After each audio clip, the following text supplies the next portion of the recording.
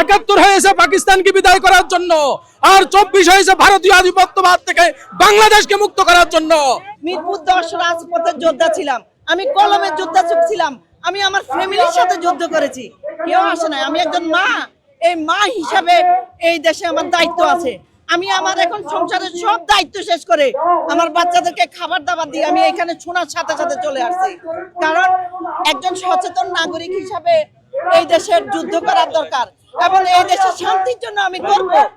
এই দেশের শান্তির জন্য, এই দেশের জন্য আমাকে যদি শহীদ হতে হয় আমি হব। আমি হাদিকে দেখেছি, হাদি শহীদ হয়েছে, হাদি শহীদ হয় নাই, হাদি দুনিয়া আখেরাতে সম্মান পেয়েছে। আমি আমার সম্মানটা চাই দুনিয়া আখেরাতে।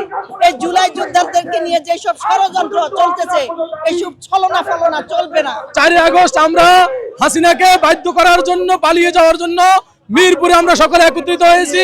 আমি এখানে গুলিবিদ্ধ হয়েছি, আমাকে 3টা গুলি করেছে।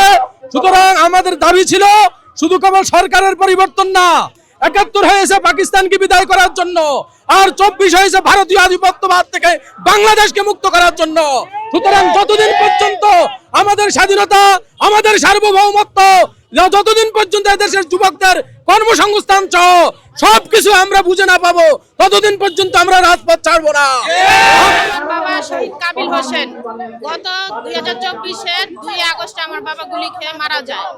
বুদ্ধিজীবী রায়ের বাজার বুদ্ধিজীবী কবরস্থানে আমার বাবার কবর আছে, 51 নম্বর আমার বাবার কবর। আমরা এখানে দাঁড়াইছি, আমার বাবা শহীদ সহ আরো যে কয়জন শহীদ হয়েছে তাদের হত্যার বিচার চাই এবং জুলাই সনদ বাস্তবায়ন চাই।